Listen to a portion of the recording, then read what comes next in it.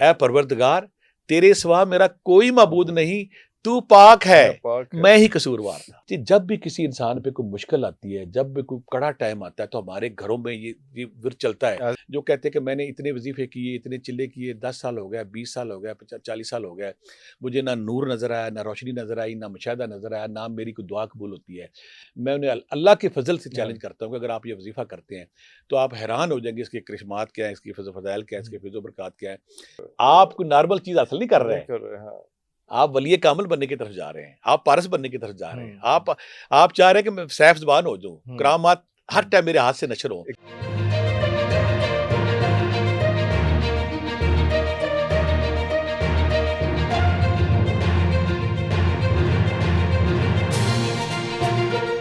اچھا اس میں ایک اور بھی ہے، وہ لا الہ الا انت سبحانک انی کنت من الظالمین، یہ بھی بہت سٹرونگ ہے. اس کے بارے میں ذرا تفصیل سے بتائیے. آیت کریمہ کیا بات ہے، میں کہیں نہ کہیں کہوں گا کہ آیت کریمہ میں چھپا ہوا ہے اسم اعظم کہیں نہ کہیں. اس کا بیک گراؤنڈ جب ہم جاتے ہیں کہ اللہ تعالیٰ کی جب تخلیق ہم دیکھتے ہیں نا عرفان بھائی، اللہ تعالیٰ نے ہر نبی کو کوئی نئی صفت، کوئی نواں ٹیلنٹ. سلمان علیہ السلام جنات پہ قوت ہے، داؤد علیہ السلام کی آواز ہے، یوسف علیہ السلام کو حسن دیا ہوا ہے، ابراہیم علیہ السلام کو توحید اور اللہ کی عشق دیا ہوا ہے.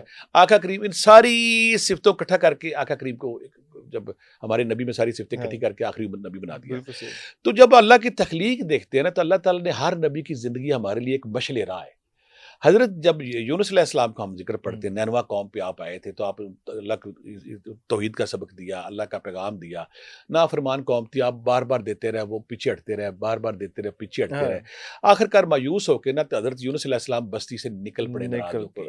لیکن جب وہ نکلے تھے غلطی کر گئے، ابھی اللہ کا حکم نہیں ہوا تھا، اللہ کی مرضی کے بغیر بستی چھوڑ دی.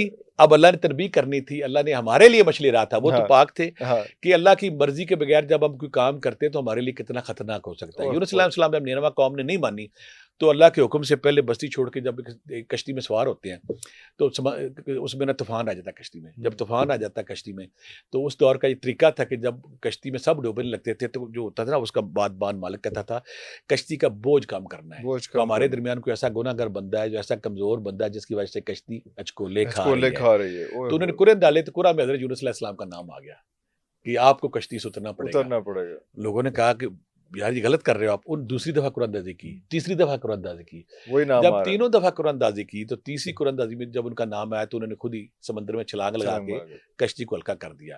اللہ نے ہمارے لیے مشعل راہ کرنا تھا کہ جب کوئی توبہ کرتا ہے، جب کوئی ندامت کرتا ہے، جب کوئی صراط مستقیم سے ہٹتا ہے تو اس کے لیے راستہ واپسی کیا ہوتا ہے. اللہ اکبر. مچھلی کو حکم دیا، مچھلی نے پیٹ میں نگل لیا.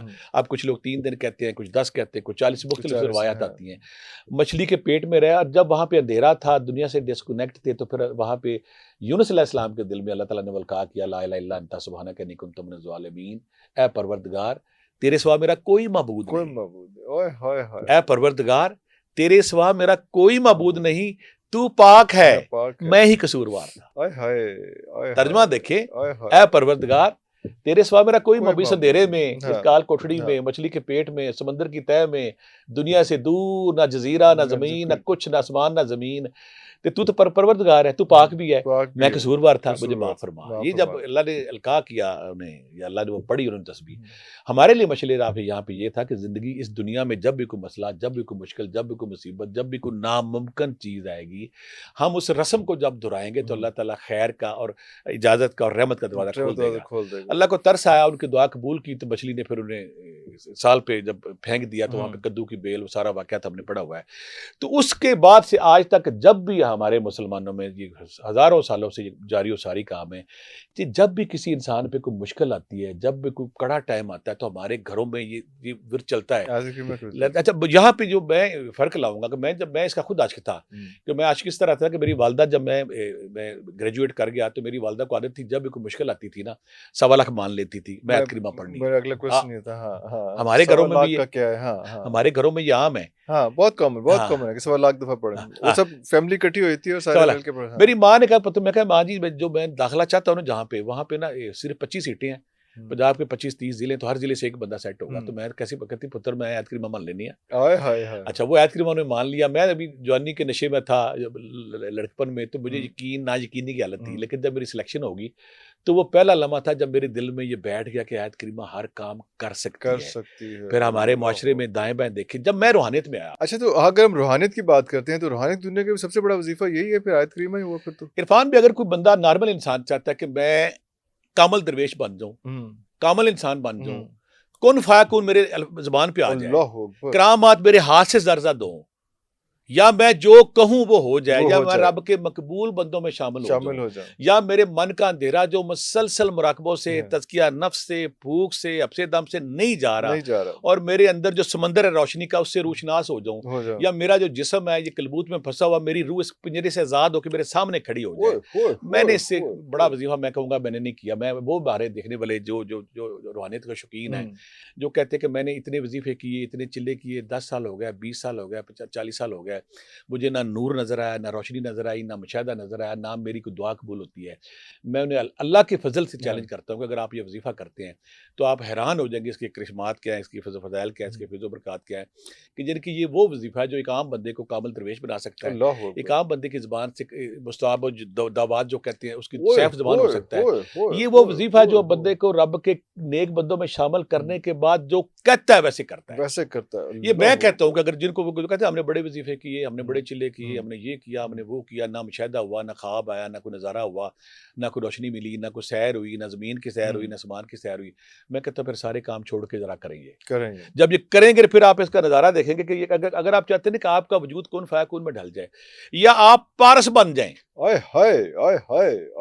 آپ لوہے کو ہاتھ لگائیں, آپ مٹی کو ہاتھ لگائیں, آپ ویران جا کے بلڈنگ میں بیٹھے ہیں, آپ جنگل میں بیٹھے ہیں, آپ جہاں بیٹھے ہیں, آپ جو چاہیں, آپ ہر بندی خواہش ہے کہ میں جو چاہوں ویسے ہو, تو پھر یہ وہ وظیفہ ہے. اسے میں کہتا ہوں کہ اس میں عظم کا راز بھی چھپا ہوا ہے.